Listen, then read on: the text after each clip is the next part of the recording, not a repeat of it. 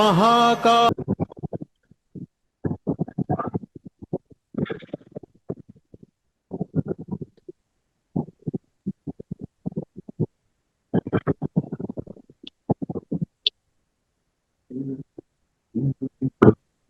नमस्कार।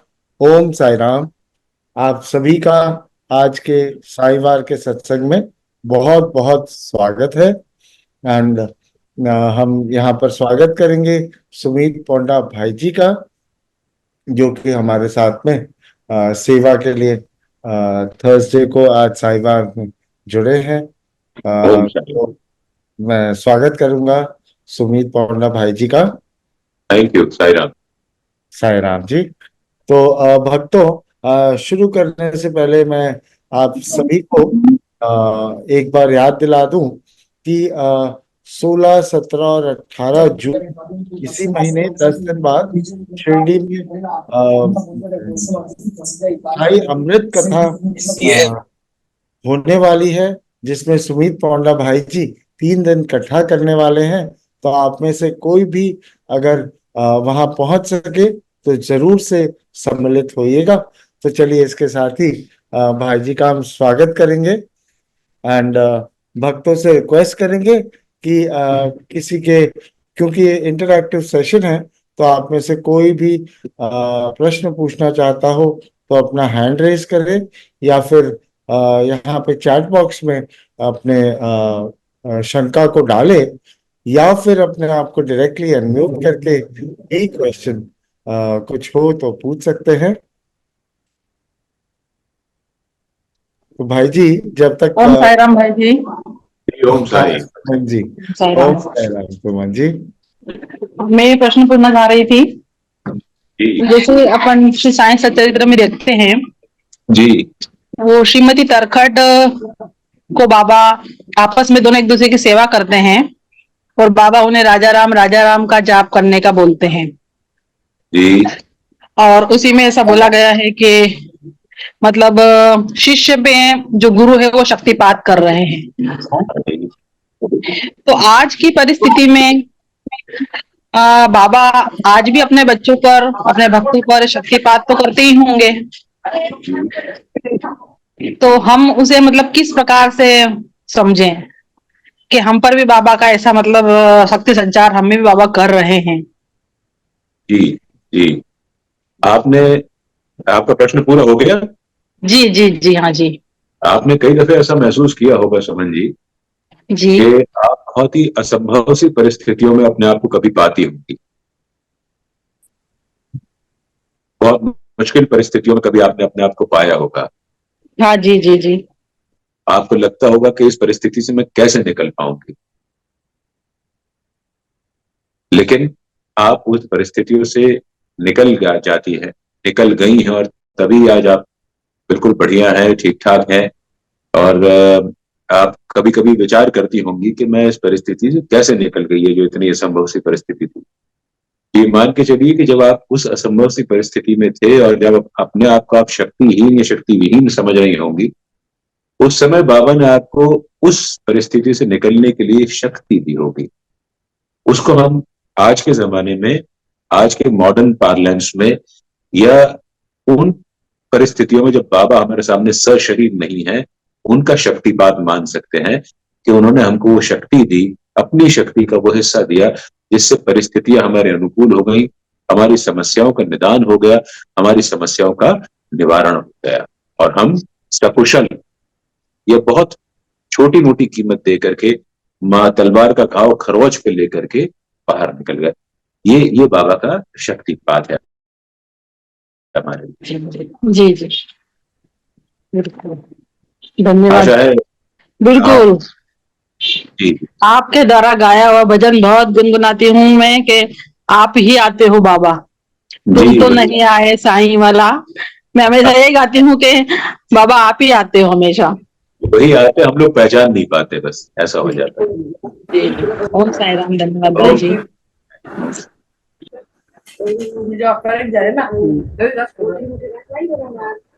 साई राम जी।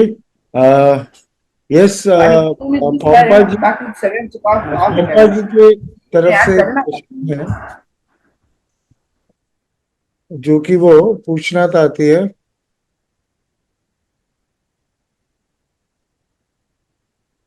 उनका क्वेश्चन सही मतलब मैं नहीं समझ पा रहा, तो पंपा जी जी आप अपने आप को अनम्यूट करके और अपना सवाल पूछना चाहें।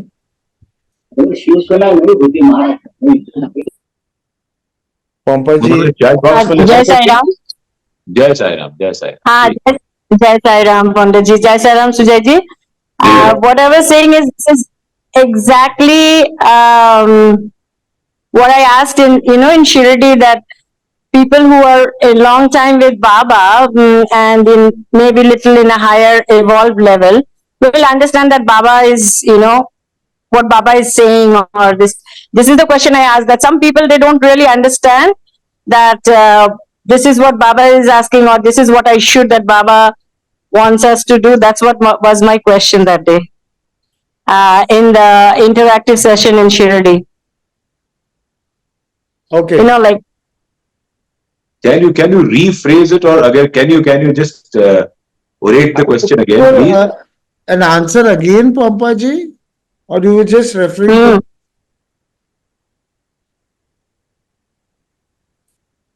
okay, maybe later on, once the session is at the last, I will. Okay, Now thank you. maybe many people have many questions, and then we can discuss about it. जी जी जी, thank you so much.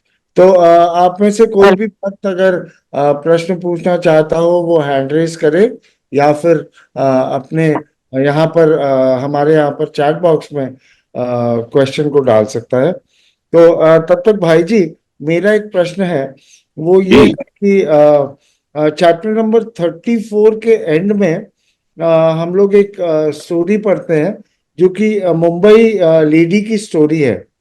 इस story में हमने पढ़ा कि pregnancy में delivery के टाइम उनको बहुत पीड़ा होती थी। शिरडी जाने से और बाबा की उदी लेने से उनकी डिलीवरी पेन फ्री तो हुई, परंतु अ, बच्चा जो है वो मृत जन्मा। जी उनको जी बाबा को धन्यवाद दिया कि जी उनको दर्द से मुक्ति मिली, जी जी परंतु बच्चा तो मृत ही हुआ। जी जिसकी बाबा ने नियति का खेल बताया। जी इस संदर्भ में साई कृपा के बारे में कुछ बताएं आप। जी जय जी, ये इसको हमारे दर्शन शास्त्र में समाधान वृत्ति कहा जाता है, कि हम विकट से विकट परिस्थितियों में भी उसे ईश्वर की इच्छा मान करके हमारा समाधान मान लें। क्या होता है, हम दरअसल ये मान के चलते हैं कि बच्चे, क्योंकि हम जन्म हैं तो बच्चे हमारे होते हैं, लेकिन हमें ये समझना चाहिए कि बच्चे हमें गार्जियन बना करके आते हैं, लेकिन वो अपने आप में स्वतंत्र आत्माएं होती हैं, जिनके कर्मों का लेखा जोखा वो स्वयं अपना साथ में लेकर आते हैं। उनका प्रारब्ध उनके साथ में होता है। यहाँ पे जो आप बता रहे हैं जिस महिला की बात, वो महिला प्रसव पीड़ा में थी, लेबर पेन में थी, और उनको हमेशा बड़ी तकलीफ होती थी, और इसके चलते बाबा ने उनकी प्रसव पीड़ा का निराकरण कर दिया, उनको प्रसव पीड़ा से मुक्ति मिल गई। लेकिन बच्चा जो कि उनको माध्यम बना करके आया था, वो अपना स्वतंत्र प्रारब्ध लेकर के आया था।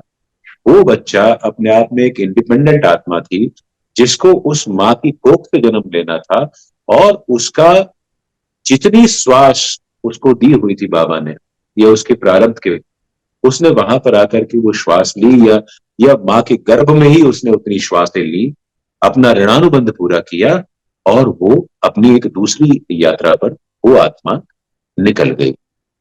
उन्होंने, महिला ने इसको समाधान वृत्ति मानते हुए कि इसमें बाबा की मर्जी रही होगी, लेकिन उन्हें प्रसव पीड़ा से मुक्ति दिला दी। ये समाधान वृत्ति मानते हुए, न शिकवा न शिकायत करते हुए बाबा को धन्यवाद ज्ञापित कर दिया। ये अपने आप में बहुत भक्ति की एक एक चरम सीमा बताती है, जिसमें हम कहते हैं कि राजी तेरी रजा में रहना, यानी हंसते हंसते हर गम सहना और राजी तेरी रजा में रहना। तो जब हम हंसते हंसते हर गम सह लेते हैं और ये मान के चलते हैं कि हमारे प्रारब्ध का हिस्सा है, हमें न इससे ज्यादा मिलना था न इससे कम मिलना था, और यदि हमारे हमारे जीवन में कोई दुख तकलीफ आई है तो उसके लिए हम साईं का शुक्रिया अदा करते हैं कि हे साईं, तूने इन दुख तकलीफों के माध्यम से मेरे कर्म काट दिए। तो इसमें हम इसको समाधान वृत्ति मानते हैं, भक्ति की एक परम सीमा मानते हैं कि उन्होंने उस परिस्थिति में भी साईं को धन्यवाद दिया। हम में से कितने लोग ऐसी परिस्थिति में बाबा को धन्यवाद दे सकते हैं? शायद बहुत कम। तो ये भी एक नजीर है, एक एग्जाम्पल है भक्ति में, बाबा के प्रति भक्ति का एक अपने आप में अनूठा उदाहरण है कि उन्होंने बाबा की रजा को उनकी एक अंतिम इच्छा मान की, उसको धन्यवाद किया। आई थिंक इसके अलावा और कुछ ऐसा नहीं है कि जो बहुत दूर बात हो, लेकिन ये अपने आप में बहुत दूर बात है। जी जी जी, थैंक यू सो मच भाई जी। इसी संदर्भ में खुशी जी ने पूछा है कि क्या भक्ति की स्टेजेस या लेवल होते हैं? भक्ति है, मैं आपसे आपसे इसके बाद में आपका क्वेश्चन लेता हूँ। जी भाई जी, भक्ति के स्टेजेस या लेवल नहीं होते हैं, भक्ति की इंटेंसिटी होती है, अनुभूति होती है। कितनी तीव्र अनुभूति है, ये कितनी अतीव्र अनुभूति है, क्योंकि भक्ति अपने आप में अनुभूति है।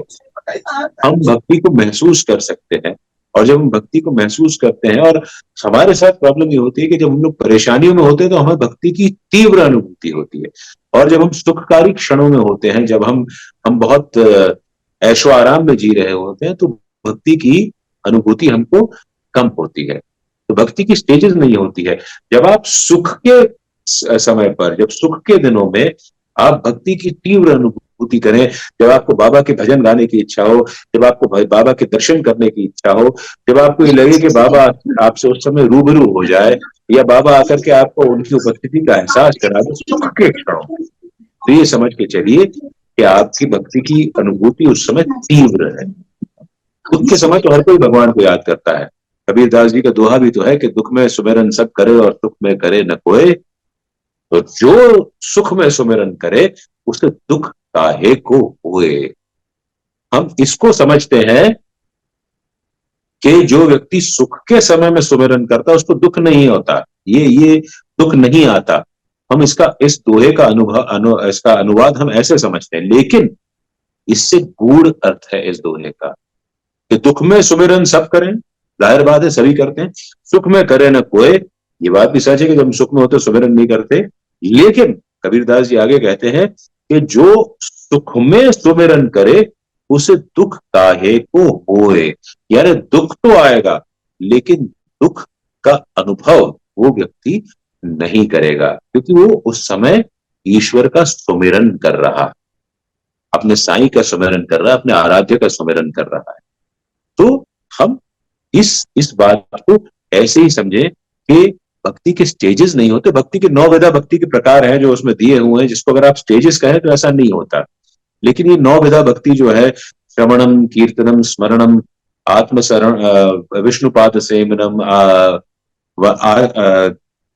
अर्चनम, वंदनम, दास्यम, सख्यम, आत्मनिवेदनम, ये जो 9 है, इसमें हम ऐसा मान सकते हैं कि स्मरण भक्ति जो है, आप कोई बोलता है और आप सुनते हैं और कानों के माध्यम से आपके हृदय में भक्ति समा जाती है, तो वो सबसे भक्ति का इजी प्रकार आप मान सकते हैं। और आत्मनिवेदन, जिसको हम अंग्रेजी में सेल्फ रियलाइजेशन कहते हैं या सेल्फ एक्चुअलाइजेशन कहते हैं, तपस्वी लोग इसको आत्मरति कहते हैं, सन्यासी इसको आत्मानुभूति कहते हैं, भक्ति में इसको आत्मनिवेदनम कहते हैं। ये सबसे मुश्किल प्रकार होता है भक्ति का, लेकिन ऐसा नहीं होता। हर समय पर आप किसी न किसी भक्ति का एक प्रकार को आप अनुभव कर सकते हैं। जब आपके पास बहुत पैसा आता है, अचानक आपको लगता है कि मेरे पास बहुत ज्यादा पैसा है, और आप में से उसमें से आप एक पैसा, उसका एक अंश खर्च कर देते हैं बाबा की रास्ते पर, किसी और व्यक्ति को आप मदद कर देते हैं, किसी के लिए आप कोई परोपकारी काम करते हैं, तो उस समय आप आत्मनिवेदन वाली स्थिति में होते हैं कि मेरा भी तेरा है, तन मन धन सब है तेरा, तेरा तुझको अर्पण क्या लागे मेरा। और जब हम कुछ करने के मूड में नहीं होते हैं, अचानक हमने YouTube पे कोई भजन लगा लिया या श्री साईं अमृत कथा लगा ली और वो हमारे कानों में पड़ रही है, तो उस समय श्रवण भक्ति चल रही होती है। तो स्टेजेस नहीं होते हैं, केवल अनुभूति की तीव्रता होती है, the intensity of the feeling that you going through, वो भक्ति के आप उनको आप पड़ाव मान सकते हैं, स्टेज मान सकते हैं, जो कभी कभी इंटरमिटेंटली, यदा कदा, कभी तेज हो जाते हैं, कभी मध्यम हो जाते हैं, कभी एकदम मंद पड़ जाते हैं। तो वो आपकी उस समय मनोस्थिति पर निर्भर करता है। I hope this is clear. Thank you भाई जी। बहुत सही नो कबीर दास जी ने कहा, और आपने हम सभी को रिमाइंड कराया कि जो सुख में सुमिरन करे दुख काहे को होए। तो थैंक यू सो मच। पूर्णिमा जी काफी देर से हैंड रेज कर रखी हैं, मैं उनसे रिक्वेस्ट करूंगा कि प्लीज आप अपने आप को अनम्यूट करें और अपना सवाल पूछें प्लीज। हाँ, मुझे ये सवाल पूछना है कि जो बाबा के जो वचन है, बाबा कहते हैं कि जो भी शिरडी में आएगा आपद दूर भगाएगा और चढ़े समाधि की सीढ़ी पर, ये जो वचन है बाबा के, जी बाबा ने इस तरह से कहे।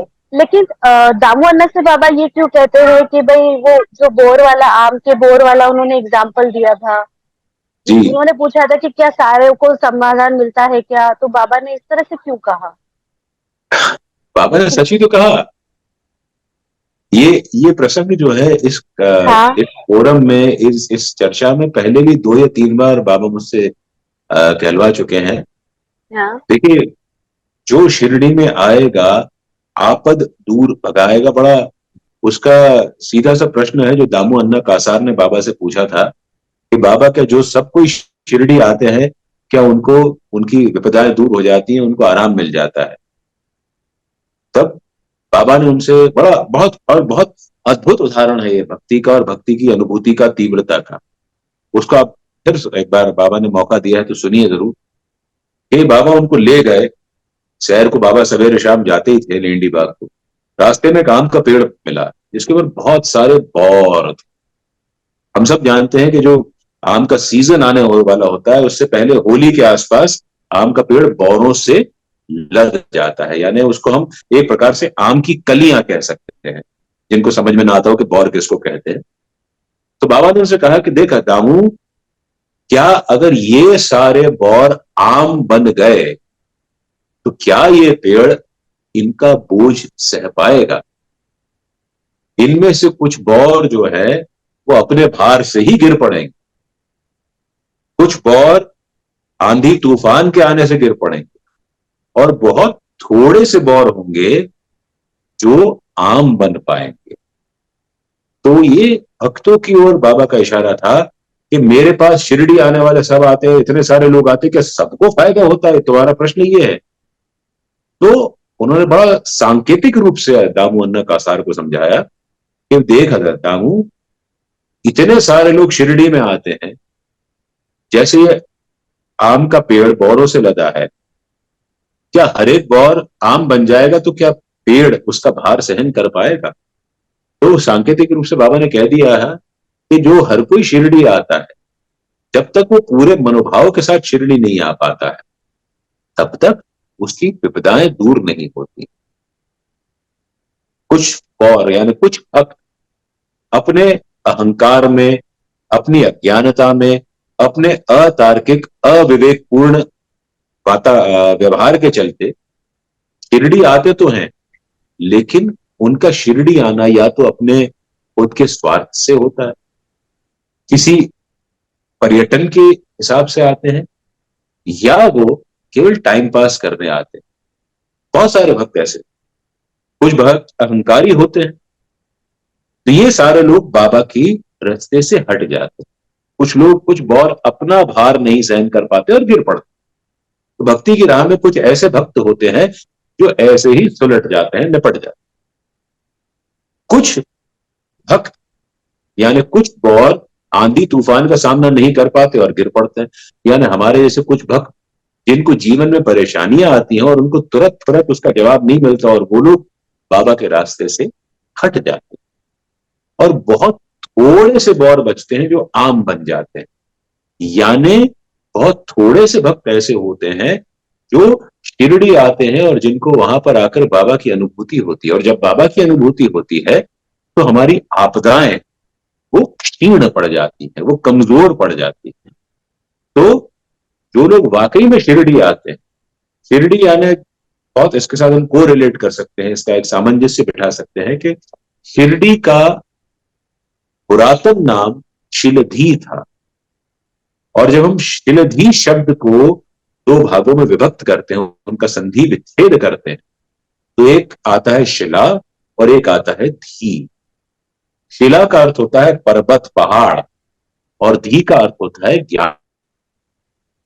तो शिलधी का शाब्दिक अर्थ हुआ ज्ञान का पर्वत, ज्ञान का मेरु, ज्ञान का पहाड़।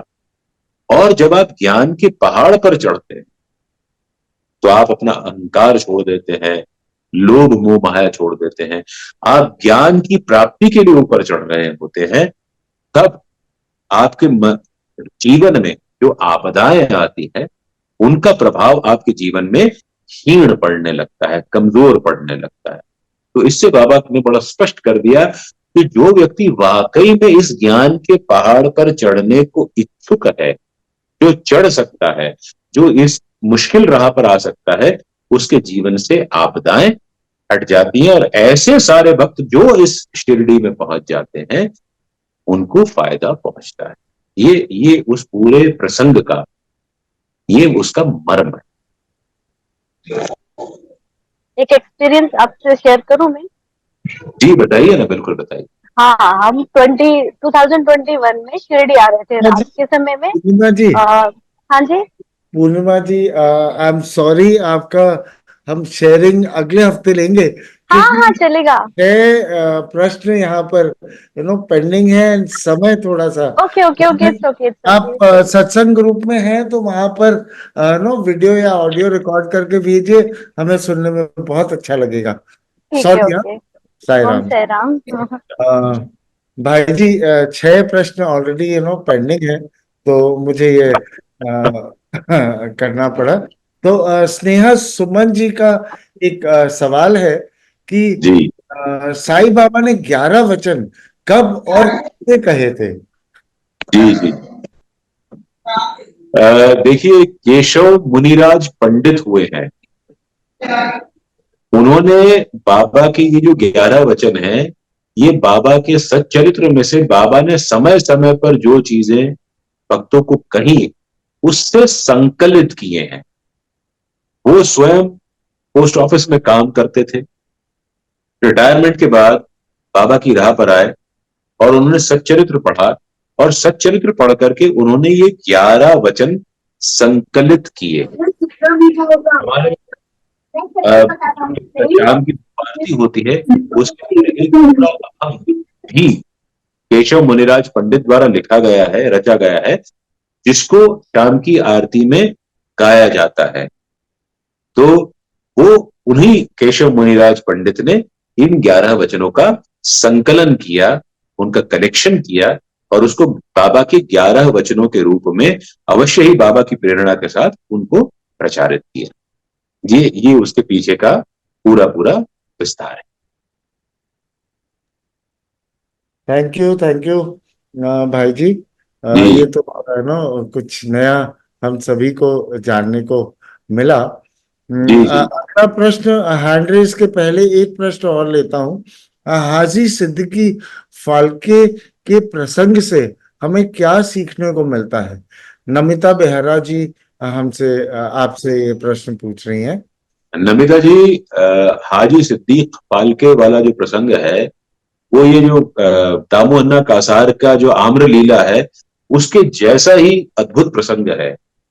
हम सब जानते हैं कि हाजी सिद्दीक फाल्के स्वयं बहुत बड़े करोड़पति, उस जमाने के बहुत धनाढ्य व्यक्ति थे, कल्याण में रहते थे, और वो मक्का मदीना की यात्रा हज करके आए। इस कारण से उनका नाम, उनके नाम के आगे जोड़ दिया गया, जिसको हम कहते हैं प्रीफिक्स, अंग्रेजी में कहते हैं, उपसर्ग लगा दिया गया, हाजी। हाजी जो हज करके आता है उसको हम हाजी कहते हैं। हाजी सिद्दीक फाल्के, यानी सिद्दीक फाल्के उनका नाम था। तो जब सिद्दीक फाल्के आए शिरडी में हज करने के बाद, कहते हैं मुसलमानों में हज जो होता है वो अल्टीमेट होता है, उसके बाद कुछ करने को बाकी नहीं रह जाता। लेकिन आप हाजी सिद्दीक फाल्के का बाबा के प्रति अनुराग समझिए कि वो हज करने के बाद शिरडी में आए। शिरडी में आए बाबा के दर्शन करने, और बाबा ने उनको 9 महीने तक शिरडी मस्जिद माई में कदम रखने की इजाजत नहीं दी। जब उन्होंने बहुत इंतजार किया, सबूरी का पूरा उन्होंने प्रदर्शन किया, बाबा के जो सूत्र है सबूरी को उन्होंने अपने जीवन में उतारा। 9 महीने इंतजार करना, आप सोचिए, आप शिरडी जाए, अगर आपको 9 घंटे लाइन में लगना पड़ जाए तो आप कितनी आपको कोफ्त होगी। यहां तो बाबा ने उनको 9 महीने तक सामने रखा, लेकिन अंदर मस्जिद में आने की इजाजत नहीं दी।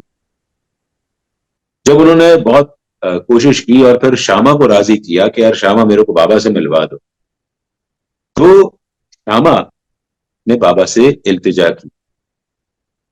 बाबा ने उनको पहला प्रश्न पूछा कि क्या तुम गांव के पार जो कुआं है उसकी तक पहुंचने के लिए टेढ़ी मेढ़ी पगडंडी का जो है वहां से रास्ता है, तुम उस पर आने को तैयार हो?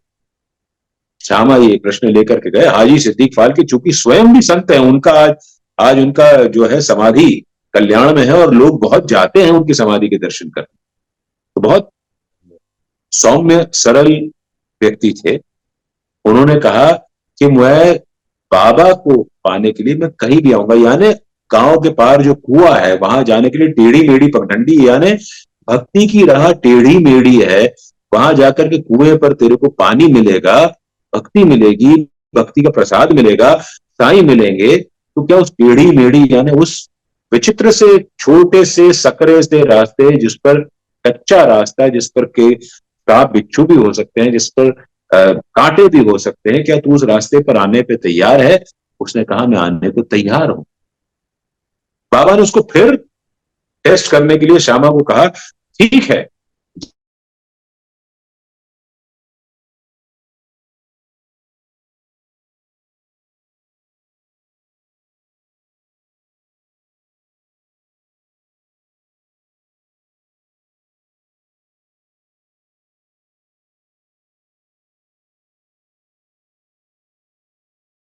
पुनः अपना प्रभाव रखती है अंतःकरण चतुष्टाय, मन बुद्धि और अहंकार, जिनका 1000 गुना प्रभाव माना जाता है। श्रीमद् भागवत में बताया गया है कि अंतःकरण चतुष्टाय, मन बुद्धि चित्त और अहंकार, इस बारे में विस्तृत चर्चा इस फोरम में कर चुके हैं। क्या मुझे 4 किश्तों में 40,000 रुपए देने को तैयार है? उसने कहा जी बाबा, मैं आपको 4 किस्तों में 40,000 नहीं, आप कहे तो 40 लाख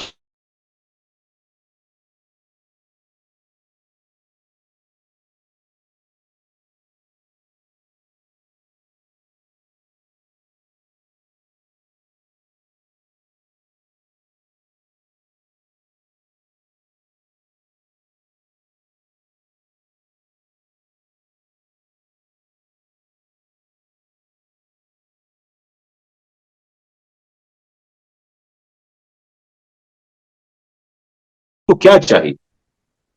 तो जब ये प्रश्न लेकर के श्यामा हाजी सिद्दीक फाल्के के पास गए तो उन्होंने कहा कि मुझे बाबा के ग्रास से जो कुछ भी मिल जाएगा वो मुझे स्वीकार है। श्यामा ये जवाब लेके गए, बाबा से छुपा तो नहीं था, बाबा को उन्होंने जवाब सुनाया और बाबा इस बात पे बहुत दिल मिलाकर और जाकर के गए, बोले हाजी सिद्दीक फाल्के के पास पहुंचे और बाबा ने कहा तुझे अपनी हज यात्रा का बहुत घमंड हो गया है और तू अपने आप को न जाने क्या समझने लगा। ये बोल करके बाबा बड़बड़ाते हुए आए। मस्जिद में कोई आम लेकर के आया था, बल्कि ये कहा जाता है, कई जगह अलग अलग इसके विवरण है कि मस्जिद में आम थे या सामने एक आम वाला खड़ा था। तो बाबा ने वो आम उससे खरीदे और श्यामा को कहा कि जाए सिद्दीक फाल्के को दे दे। अब देखिए आपको बड़ी विचित्र सी बात लगी, बाबा ने उसका टेस्ट लिया। टेस्ट में जब वो सब जगह पास हो गया, बाबा ने उसको विचलित करने के लिए उस पर प्रहार किया कि तेरे में अहंकार है तेरी हज यात्रा का। ये अल्टीमेट टेस्ट था। और जब वो उस टेस्ट में भी पास हो गया तो बाबा ने उसको आम भेज, और आम भेजने के बाद बाबा ने उसके लिए मस्जिद माई के रास्ते खोल दिए। तो हमको इस पूरी लीला से ये समझ में आता है कि हमें इंतजार करना चाहिए। पहली बार हमारे गुरु की कृपा का इंतजार करना चाहिए। 9 महीने तो या कई लोग तो कई बार सालों तक इंतजार करना पड़ता है, तो आप उसको शांतिपूर्वक धैर्यपूर्वक इंतजार करिए। आपको टेढ़ी लेढ़ी राहों पे भक्ति की चलना पड़े, जब मुश्किल हो जाए चलना, कांटों में पैरों में कांटे लग सकते, तब भी आपको चलते रहना चाहिए। आपको मन बुद्धि चित्त और अहंकार अपने साईं को अर्पित करना हो, उनका पूरा निचोड़ पूरा रस वो आप अर्पित कर दीजिए। आपको अपना धन सामर्थ्य जब बाबा मांगे और आपसे लेना चाहें, आप वो दे पाएंगे नहीं दे पाएंगे, क्योंकि हम लोग में से कुछ लोग तो ऐसे होते हैं जो देते हैं, कटाते हैं, अंगूठा नाखून कटाते हैं और हाथ कटाने का ढोंग कर लेते हैं कि हमने तो साईं बाबा के लिए इतना डोनेट कर दिया, ये कर दिया। अरे क्या डोनेट करोगे, तुम्हारी औकात क्या है, उसने तुम्हें दिया है, उसमें से यदि तुमने थोड़ा सा कर दिया तो कौन सा बड़ा काम कर दिया। तो इस व्यक्ति ने कहा कि आप तो 40,000 के, आप तो 40 लाख ले। उसके बाद अंतिम टेस्ट के लिए बाबा उसके पास आए, तो उसको बाबा ने झंझोड़ दिया, उसके अहंकार को झंझोड़ दिया कि तुझे अपनी हज यात्रा का बहुत अभिमान हो गया है। और जब वो वहां पे भी सफल हो गया, तब बाबा ने उसको आम भेंट किए और रास्ता उसका खोल दिया। तो हमें इन सब चीजों के लिए तैयार रहना चाहिए कि हमें मुश्किल राहों पे चलना है, अंतःकरण प्रतिष्ठाए बाबा को अर्पित करना है, तन मन धन सब है तेरा, यदि हमको अर्पित करने का मौका आए तो कर दें, और अपना अहंकार छोड़ करके हम बाबा की शरण में जाएं, तो हमको साईं के दर्शन, साईं की कृपा और वो मस्जिद माई जिसको हम इल्यूजन कह सकते हैं, जो बड़ी मुश्किल से जाने को मिलता है, उसके लिए रास्ते खुल जाएंगे, उसकी कृपा के रास्ते खुल जाएंगे, उस माँ की गोद में जाकर के हम बैठ। ये मेरे अनुसार, मेरे मत अनुसार, ये उस पूरे हाजी सिद्दीक फाल्के के एपिसोड का पूरा निचोड़ इसी कहा जाता है। ओम साई राम। आशा करता हूँ नमिता जी आपके सवाल का आपको जवाब मिल गया होगा। भाई जी ने बहुत ही ब्यूटीफुली बाबा के दोनों सूत्र श्रद्धा और सबूरी के बारे में हम सभी को इस स्टोरी के माध्यम से समझाया और सिखाया। तो चलिए नेक्स्ट हम भार्गवा जी जो कि जिन्होंने हैंड रेज किया है, उनसे अनुरोध करेंगे कि वो हमारे बीच में आए और अपना सवाल पूछें। सर नमस्ते, my voice is Audible? Absolutely audible, crystal clear. Yes sir, I am from Kurnool, so आधा English and आधा Hindi, you should tolerate me. Definitely. So on 29th of May this month, last week, about 40 people from Shirdi और हैदराबाद को आ रहे के time में बस में पीछे में डिक्की खोल के 40 सूटकेस चोर लोग ले लिए।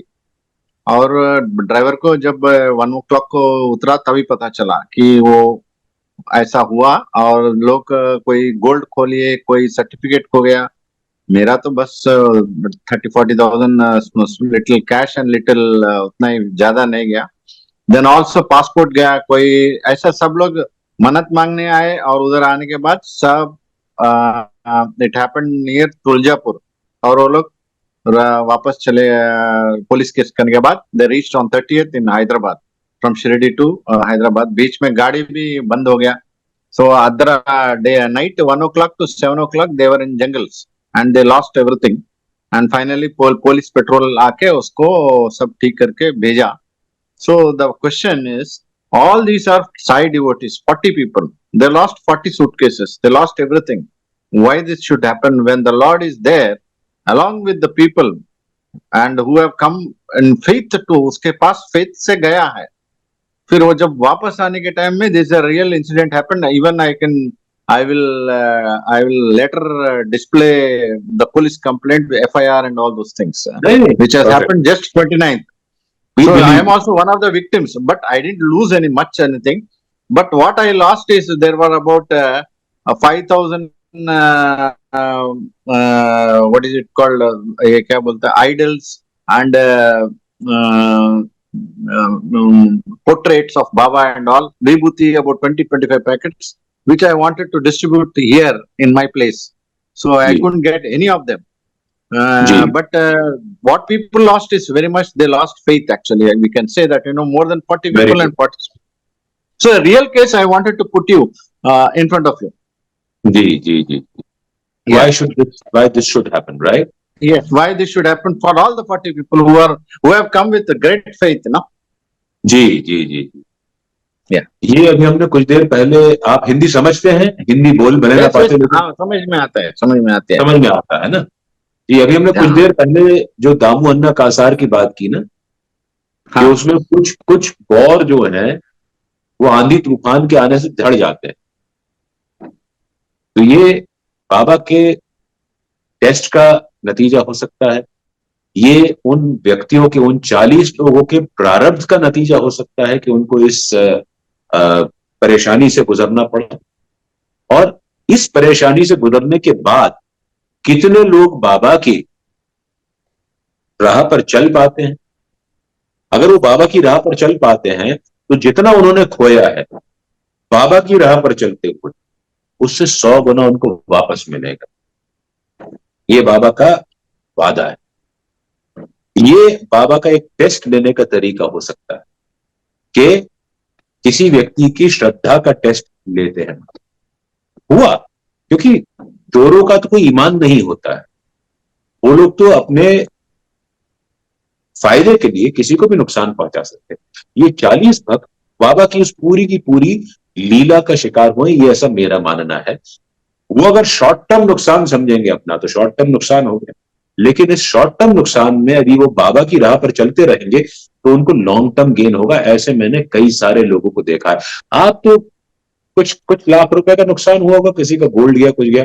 मैंने तो देखा है लोगों का करोड़ों रुपए का बिजनेस में नुकसान हो जाता है और फिर भी वो बाबा की राह पर डटे रहते हैं, और उसके बाद बाबा उनको चमत्कारिक रूप से कई गुना फायदा करके उन्हें बहुत आगे ले जाते हैं। तो हमें ये बाबा का टेस्ट मानना चाहिए, इस लीला को परीक्षा मानना चाहिए, और उस परीक्षा में चलते हुए यदि बाबा में हमारी सच्ची श्रद्धा है तो इस एपिसोड के बाद वो श्रद्धा डिगनी नहीं चाहिए। हमको ये मानना चाहिए कि चलो हो गया, लेकिन अगर हम उस राह पर चलते रहे और बाबा में विश्वास हमारा कायम रहा तो ये पूरे नुकसान की भरपाई भी बाबा कर देंगे और इसके ऊपर भी बाबा देंगे। ये आप विश्वास रखिए मन।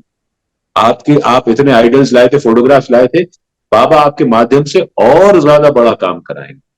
तो इस प्रकार से आप जो है मन छोटा मत करिए, बाबा की राह मत छोड़िए, अपनी श्रद्धा से उनको मजबूर करिए कि वो आपके नुकसान की भरपाई करके आपकी भक्ति को और मजबूत करें।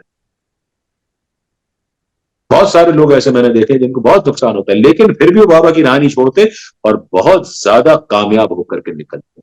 होता है साहब, ये जीवन में बहुत सारी घटनाएं होती हैं जिसमें हमारा कोई दोष हमको समझ में नहीं आता, लेकिन तकलीफ होती है, क्या कर सकते हैं। लेकिन हमें बाबा की राह तो नहीं छोड़नी है ना, बाबा की राह पकड़े रहिए, और जब आप पकड़े रहेंगे तो आपको आपका दुख भी कम हो जाएगा और आपको ये सब चीजें कई गुना होकर के वापस भी मिलेंगी। My question is, if it is only me, मैं अकेला है तो I will take it. I don't feel much. ऊपर भी नहीं, नीचे भी नहीं, मतलब I don't get excited or I don't get dim in, नीचे भी नहीं, open water, स्थित एकदम same way I will be there. But my question is, how about the 40 people who lose the faith, 40 लोग का नहीं जाना चाहिए। गया तो मेरा गया तो भी ठीक है। ऐसा क्या होता है कि एक फ्रेज है या जो शब्दों का समूह है जिसको हम कहते हैं संयुक्त प्रारब्ध, यानी जब आपका प्रारब्ध एक साथ जुड़ता है। आप लोग 40 लोग जब इकट्ठे शिरडी गए तो आप में से किसी ने ये क्यों नहीं कहा कि मैं अकेला चलो शिरडी चला जाता, ठीक है, हम 40 लोग क्यों शिरडी गए? आपका संयुक्त प्रारब्ध था, वो प्रारब्ध आपका एक दूसरे से जुड़ करके चल रहा था। और उसी प्रारब्ध, I know you are not related. You are 40 independent people, I understand. You are 40 stand-alone independent people who by chance got together by the act of destiny. Number one, to go to Shirdi, or while coming back, you were destined to come together. And this entire episode was destined to happen. No, we did not go all together to Shirdi. While returning, while returning also आप लोग एक ही बस पे हो गए ना सब, तो आप में से हाँ। किसी न किसी का प्रारब्ध वहां चल रहा था और उस प्रारब्ध के चलते ये घटना हुई। तो ऐसा होता है, इसमें आपको देखिए, तो घटना हो गई, आपकी चोरी हो गई, आपकी जान बच गई। ऐसा होता, भगवान ना करे, अगर ऐसा होता कि पूरी की पूरी बस एक गड्ढे में गिर जाती और 40 लोग सीधे ऊपर का टिकट कट जाता उनका, ये भी तो हो सकता था, नहीं हुआ ना। तो ऐसा भी तो होता है, कई लोग तीर्थ यात्रा करने जाते हैं और आप बद्रीनाथ केदारनाथ में तो हर साल हम लोग सुनते हैं कि पूरी यात्रियों से भरी हुई बस खड्डे में गिर गई। हेलीकॉप्टर का भी देखते हैं, माता वैष्णो देवी पे कई बार हेलीकॉप्टर क्रैश हो जाता है, जितने लोग 6-7 लोग सवार होते हैं सब मर जाते हैं। तो ये तो डेस्टिनी है, डेस्टिनी को आप कहां तक मारोगे। लेकिन उसके बावजूद भी यदि आप बाबा की राह पर चलते रहते हो तो बाबा आपको इस नुकसान की भरपाई करके दे, क्योंकि ये फिर उनकी मजबूरी बन जाती है। I hope it's clear. Thank you Yes, it is clear. जी। Yes, sir. Thank you. Sai Ram. So एक समय आज का समाप्त हो गया है। जी यहाँ पर एक भक्त ने हैंड रेस किया हुआ है, खुशी जी, सेजल जी, पिंकी, खुशवाहा जी। मैं आप सभी से अनुरोध करूंगा कि आप अगले हफ्ते, हम आपका प्रश्न सबसे पहले लेना चाहेंगे, तो अगले हफ्ते के लिए तक इंतजार करें, सबूरी रखें। एंड भाई जी फिर आएंगे थर्सडे को हमारे बीच में। तो भाई जी को अलविदा कहने के पहले मैं आप सभी को याद दिला दूं, 16, 17 और 18 तारीख इसी महीने शिरडी में साईं अमृत कथा सुमित पौंडा भाई जी द्वारा होने वाली है, शताब्दी मंडप हॉल के अंदर में। तो आप में से कोई भी अगर शिरडी पहुंच सके तो आपका स्वागत है। और वहां पर मैं भी पहुंचूंगा, बाबा की अगर कृपा रही, आशीर्वाद रहा तो वहां मिलेंगे। तो चलिए, आज के लिए भाई जी आपको बहुत बहुत धन्यवाद, एंड आप सभी भक्तों को बहुत बहुत धन्यवाद जुड़ने के लिए। आगे हम चलते हैं क्विज के सेशन की ओर, जहां पर 9 प्रश्न पूछे जाएंगे बाबा के। तो उसकी ओर चलते हैं। प्रीति जी प्लीज हमें स्टार्ट करें क्विज के सेशन को। ओम साई राम। ओम साई, ओम साई।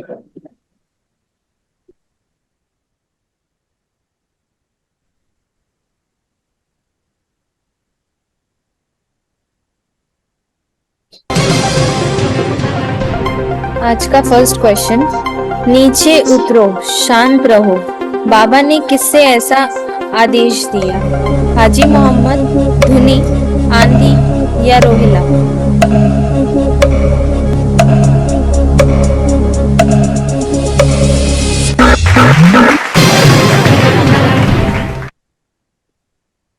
आप क्वेश्चन। और इसका पहला सही जवाब नीतू जी ने दिया है, कॉन्ग्रेचुलेशंस। अगला सवाल क्वेश्चन नंबर 2। क्वेश्चन नंबर 2, लेकिन भक्त कभी भी उन्हें डैश नहीं कर सकते जब तक कि उनका इरादा उन्हें प्राप्त करने का ना हो। ए रीच, बी वर्शिप, सी कॉल या डी अप्रोच?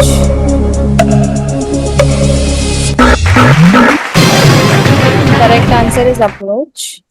और इसका पहला सही जवाब दिया है स्नेहा सरन जी ने, कॉन्ग्रेचुलेशंस। हाँ जी।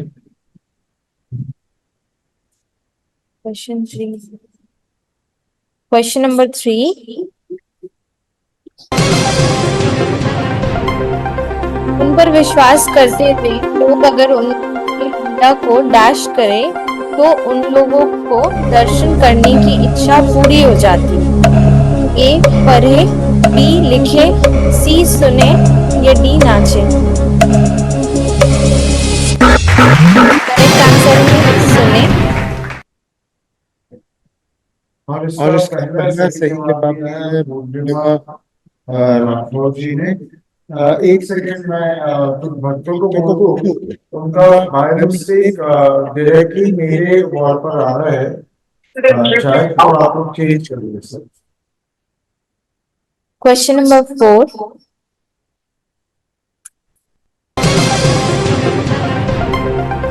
4 दिन तक बेलापुर में आराम से रहकर अपने सभी रिश्तेदारों से मिलने और शिरडी लौट आए। बाबा ने किससे कहा? काका महाजनी, भाऊ साहब धूमल, मिसेस दीक्षित और Mrs निमोनकर।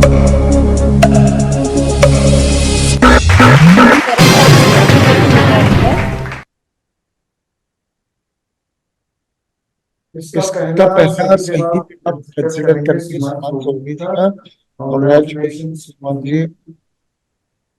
Question number 5,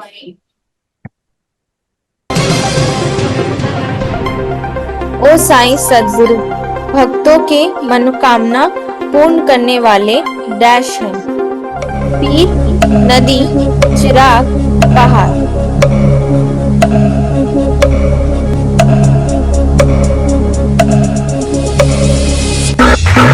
correct answer और इसका सही पहला सही जवाब कंसीडर करेंगे मंजू लामा जी का। मंजू जी आपका क्या बोलते हैं चैट मेरे पास पर्सनली आ रहा है, प्लीज आप उसे चेंज कर ले फॉर एवरीवन करते हैं प्लीज, थैंक यू। और ये छठा सवाल आज का जो कि इसके बाद हमारा ऑडियो विजुअल राउंड चालू होगा। चलिए क्वेश्चन नंबर 6, बोले शास्त्री अग्निहोत्री ब्राह्मण बहुत अच्छे डैश के परंगत थे। यदि ज्योतिष, हस्तरेखा विज्ञान, PNC।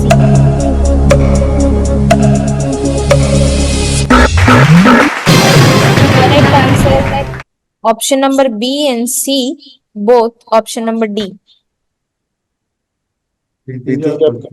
Option number D is the correct answer। तो इसका सही जवाब है हमें सच में सही अब हम ऑडियो की ओर जा रहे हैं। तो यहाँ पर जरा ध्यान से सुनिएगा बाबा की बातें, उसके बाद क्वेश्चन नंबर 7, क्वेश्चन है किसी भी तीर्थ से बड़ी है डैश। भगवान की पूजा, मंदिर में पूजा, माता पिता की सेवा या धर्म रक्षा।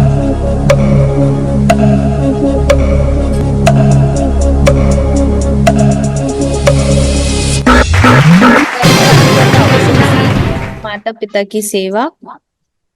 और इसका तो सभी ने सही जवाब दिया है। पहला सही जवाब हम ज्योति मेहता जी का कंसीडर करेंगे। कांग्रेचुलेशन ज्योति जी। नेक्स्ट क्वेश्चन नंबर 8, क्वेश्चन है कोशिश विफल होने से क्या मिलती है? आशा, सीख, दुख, विश्वास।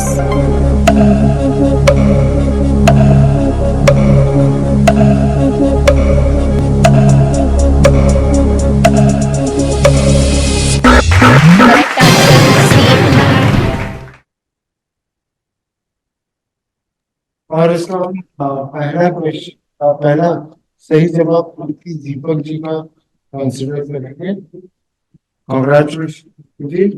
अब ये आखिरी सवाल की ओर हम जा रहे हैं, ध्यान से सुनिए। क्वेश्चन नंबर 9, हर एक को अपने डैश का फल भोगना ही पड़ता है। बगीचे, सत्य, असत्य, कर्म।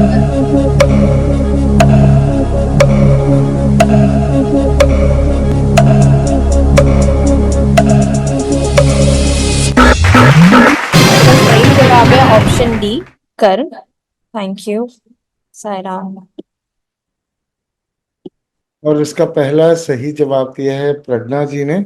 सो कांग्रेचुलेशन प्रज्ञा जी। एंड मैं एक बार आज के 9 विनर्स का नाम ले दूं।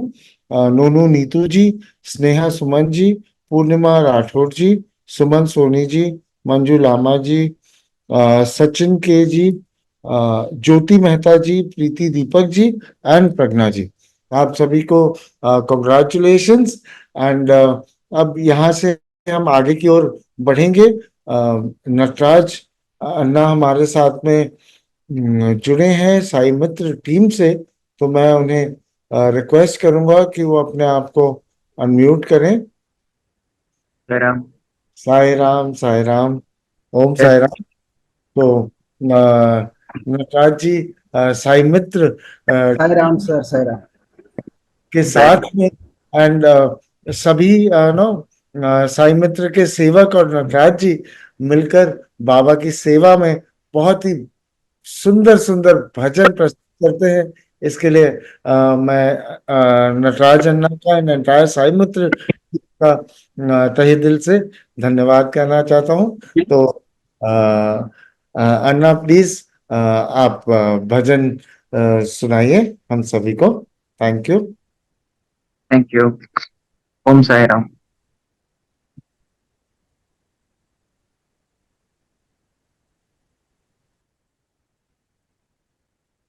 श्री सच्चिदानंद सद्गुरु साईनाथ महाराज।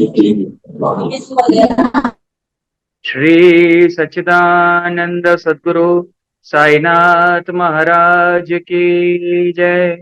श्री सच्चिदानंद सद्गुरु साईनाथ महाराज की जय।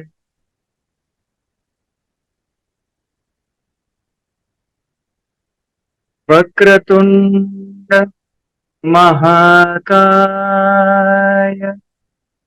सूर्यकोटि समप्रभ निर्विघ्नं कुरु मे देव सर्वकार्येषु सर्वदा। ओम शिरडी वासाय विद्महे सच्चिदानंदाय धीमहि तन्नो साई प्रचोदयात्।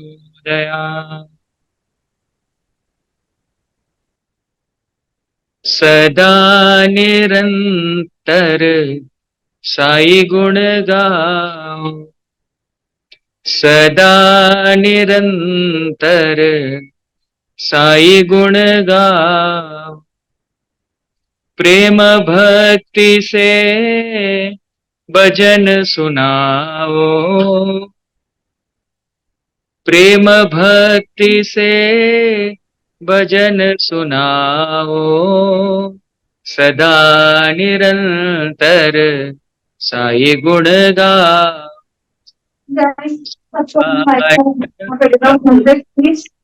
साई गुण साई के चरणों में आओ, साई के चरणों में आओ।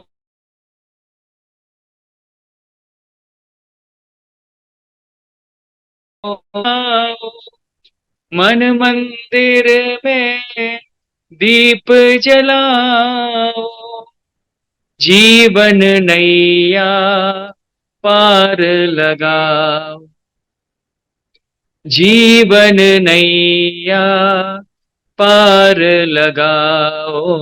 सदा निरंतर साई गुण गाओ, सदा निरंतर साई गुण गाओ। प्रेम भक्ति से भजन सुनाओ, प्रेम भक्ति से भजन सुनाओ। सदा निरंतर साई गुण गाओ, सदा निरंतर साई गुण गाओ। हरि गुण गाओ, साई गुण गाओ। श्री सच्चिदानंद सद्गुरु साईनाथ महाराज की जय।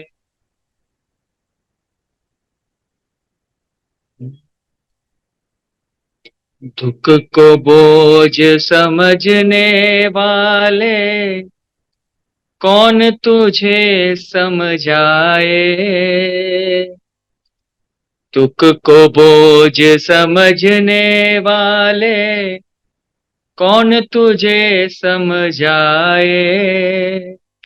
साई तेरी खातिर खुद पर कितना बोझ उठाए, कितना बोझ उठाए। दुख को बोझ समझने वाले कौन तुझे समझाए। साई तेरी खातिर खुद पर कितना बोझ उठाए, कितना बोझ उठाए। वो ही तेरा प्यार का मालिक, वो ही तेरा संसार का मालिक। हैरत से तू क्या तकता है, दीपक बुझ कर जल सकता है। वो चाहे तो रात को दिन और दिन को रात बनाए। साई तेरी खातिर खुद पर कितना बोझ उठाए, कितना बोझ उठाए। दुख को बोझ समझने वाले कौन तुझे समझाए। साई तेरी खातिर खुद पर कितना बोझ उठाए, कितना बोझ उठाए। जन्म में तेरा कुछ भी नहीं है, कुछ नहीं है। दुनिया की हर चीज उदारी, सब जाएंगे बारी बारी। दुनिया की हर चीज उधारी, सब जाएंगे बारी बारी। 4 दिनों के चोले पर काहे इतना इतराए। साई तेरी खातिर खुद पर कितना बोझ उठाए, कितना बोझ उठाए, कितना बोझ उठाए। श्री समर्थ सद्गुरु साईनाथ महाराज की जय।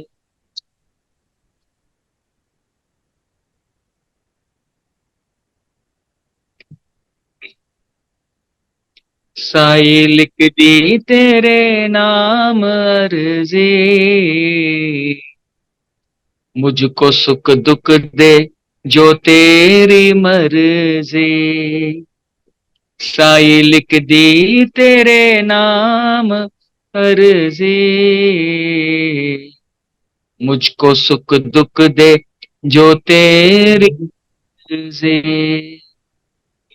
वस्त्र तन पे न हो, सर पे चादर न हो, चाहे तकिया न हो, चाहे बिस्तर ना हो। नींद आए वही तू सुलाए जहां, बैठ जाऊं वही तू बिठाए जहां। तू मुझे छाव दे या कोई धूप दे,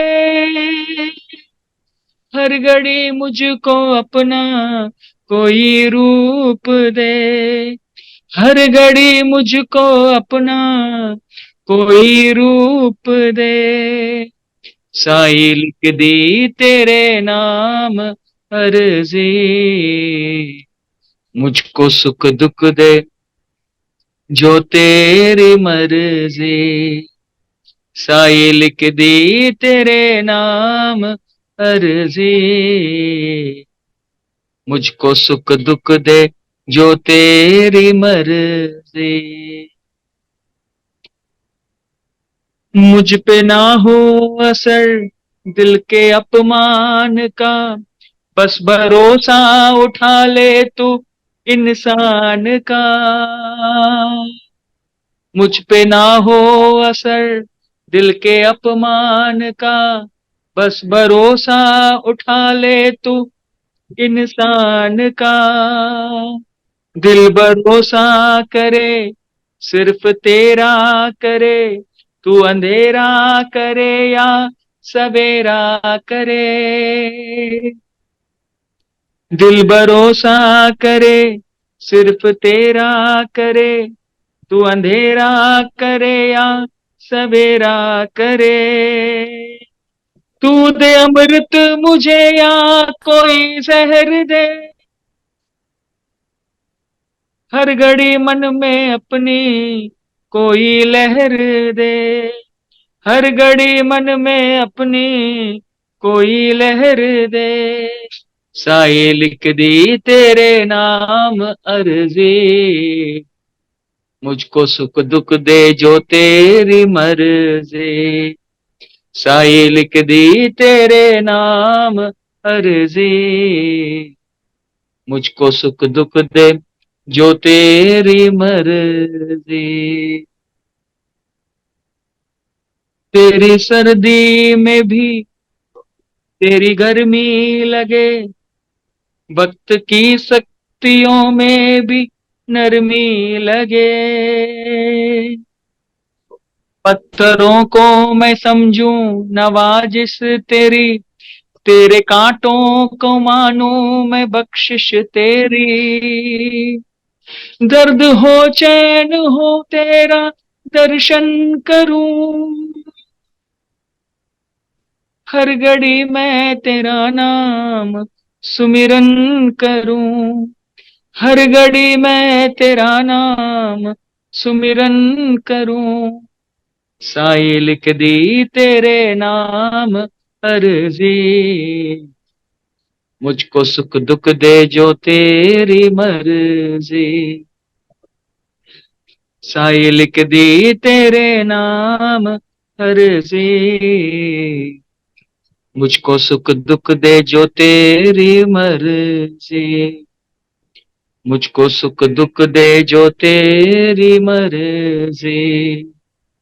मुझको सुख दुख दे जो तेरी मर्जी। श्री सच्चिदानंद सद्गुरु साईनाथ महाराज की जय।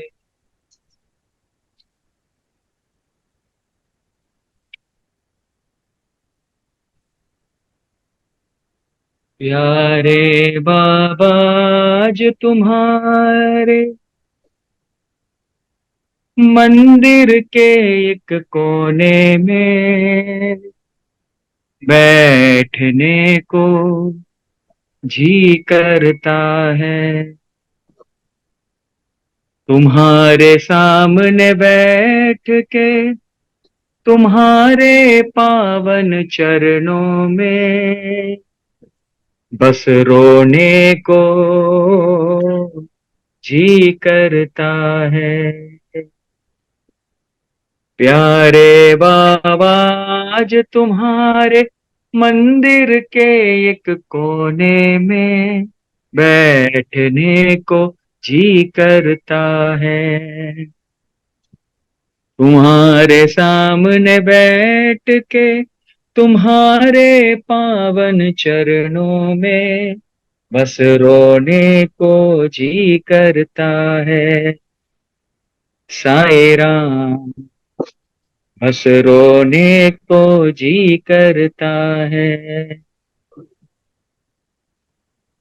कभी कभी ये सोचता हूँ बहुत दिया है तुमने तो, फिर भी ये जीवन मेरा क्या चाहता है पाने को।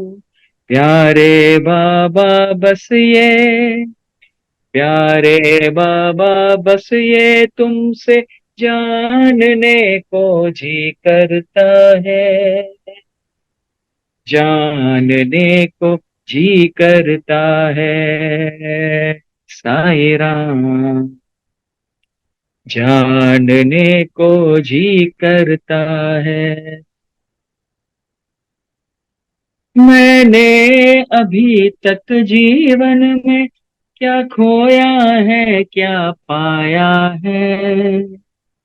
मैंने अभी तक जीवन में क्या खोया है क्या पाया है। ये दिल कभी क्या आपकी याद में भी रोया है। अपने किए कर्मों को साई अपने किए कर्मों को तोलने को जी करता है। तोलने को जी करता है। साई राम तोलने को जी करता है। प्यारे बाबा आज तुम्हारे मस्जिद के एक कोने में बैठने को जी करता है। साईं राम बैठने को जी करता है।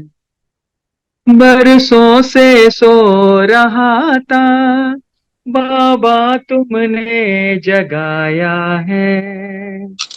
बरसों से सो रहा था बाबा तुमने जगाया है।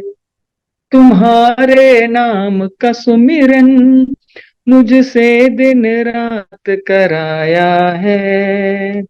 तुम्हारे नाम का सुमिरन मुझसे दिन रात कराया है। प्यारे बाबा रात दिन प्यारे बाबा रात दिन दर्शन को जी करता है। दर्शन को जी करता है। साईं राम दर्शन को जी करता है।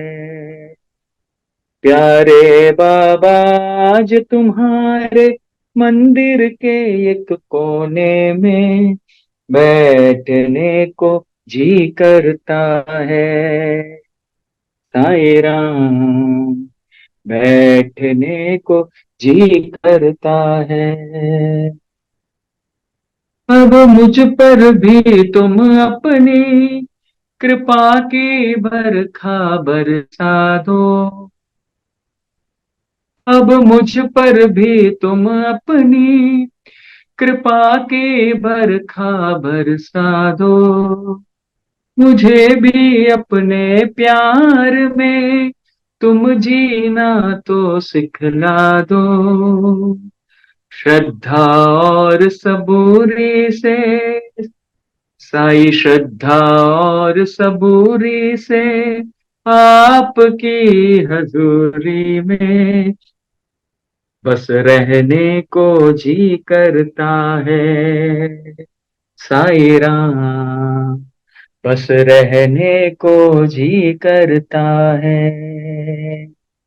प्यारे बाबा आज तुम्हारे मंदिर के एक कोने में बैठने को जी करता है। तुम्हारे सामने बैठ के तुम्हारे पावन चरणों में बस रोने को जी करता है। साईं राम बस रोने को जी करता है। साईं राम बस रोने को जी करता है। श्री समर्थ सद्गुरु साईनाथ महाराज की जय। झोली में फूल भरे हैं एक झोली में कांटे रे कोई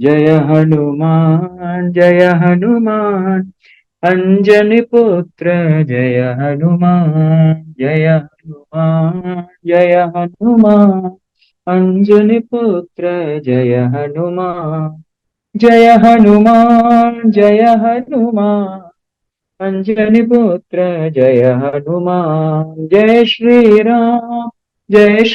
राम दशरथ नंदन जय श्री राम राम लक्ष्मण जानकी जय बोलो हनुमान की राम लक्ष्मण जानकी जय बोलो हनुमान की राम लक्ष्मण जानकी जय बोलो हनुमान की साई मंगलम साई नाम मंगलम साई मंगलम साई नाम मंगलम पावन भूमि शिरडे साई धाम मंगलम पावन भूमि शिरडे साई धाम मंगलम साई नाम मंगलम शिरडी धाम मंगलम शिरडी धाम की आकाश सुबह दर्शन मंगलम शिरडी धाम की आकाश सुबह दर्शन मंगलम साई की समाधि पूजन वंदन मंगलम साई की समाधि पूजन वंदन मंगलम साई तीरथ की मिट्टी पावन मंगलम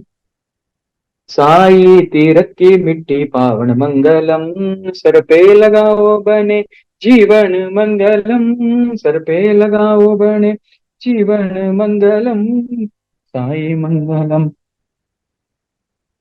साई मंगलम साई नाम मंगलम पावन भूमि शिरडे साई धाम मंगलम पावन भूमि शिरडे साई धाम मंगलम साई नाम मंगलम द्वारका माई मंगलम गुरुस्थान मंगलम चावड़ी मंगलम खंडोबा मंगलम लिंडी बाग मंगलम पंढरपूर मंगलम अयोध्या मंगलम वृंदावन मंगलम काशीनाथ मंगलम साईनाथ मंगलम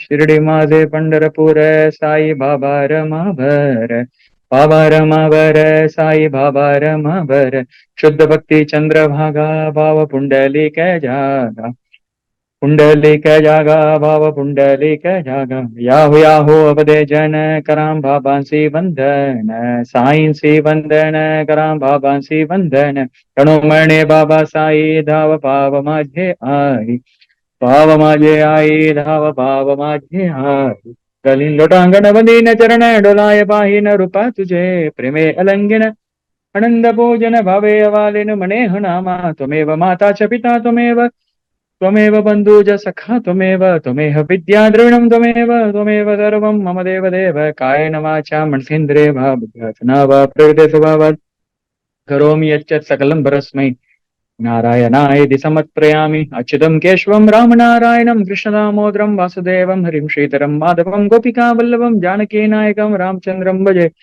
हरे राम राम राम हरे हरे हरे कृष्ण कृष्ण कृष्ण हरे हरे हरे राम राम राम हरे हरे हरे कृष्ण कृष्ण कृष्ण हरे हरे हरे राम राम राम हरे हरे हरे कृष्ण कृष्ण कृष्ण हरे हरे हरे राम राम राम हरे हरे हरे कृष्ण कृष्ण कृष्ण हरे हरे साई मंगलम साई नाम मंगलम पावन भूमि शिरडे साई धाम मंगलम पावन भूमि शिरडे साई धाम मंगलम साई नाम मंगलम साई नाम मंगलम साई नाम मंगलम साई नाम मंगलम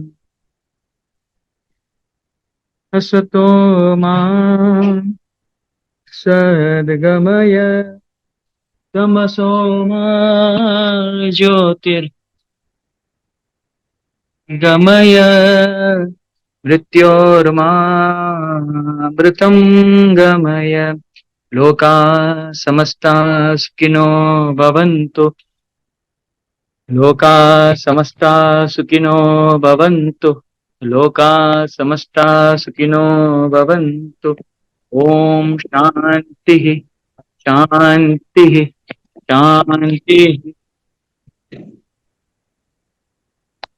ओम Sai Ram.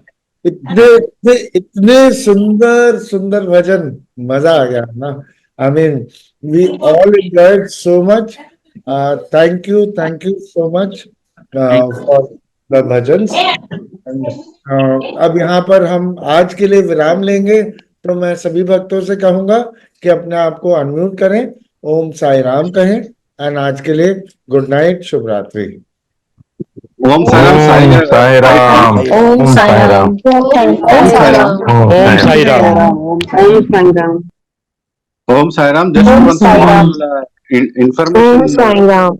May I give, sir? Om Sai Ram. Yes Bhargava ji. Hello.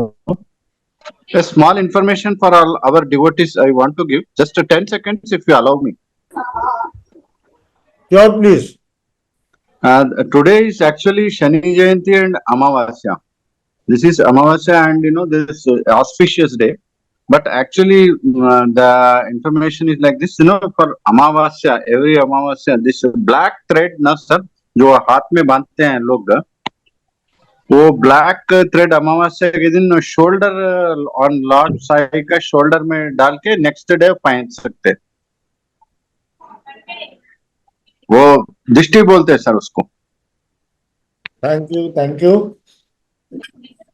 I think you understood sir, मेरे को हिंदी में यस बोलने यस का यस, क्रम है। डेफिनेटली।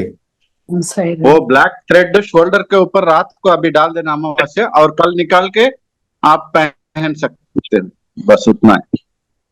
वो दिष्टि बोलते हैं, दिष्टि दोष। अच्छा, thank you. No, this is you know very well, it is not written anywhere, it is from our own divine sources. Thank you Sai Ram. Yes, sir. तो चलिए हाँ। आज के लिए ओम साई राम, गुड नाइट, शुभ रात्रि।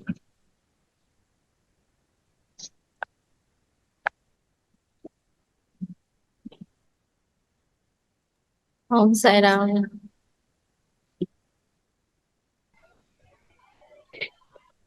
साई राम।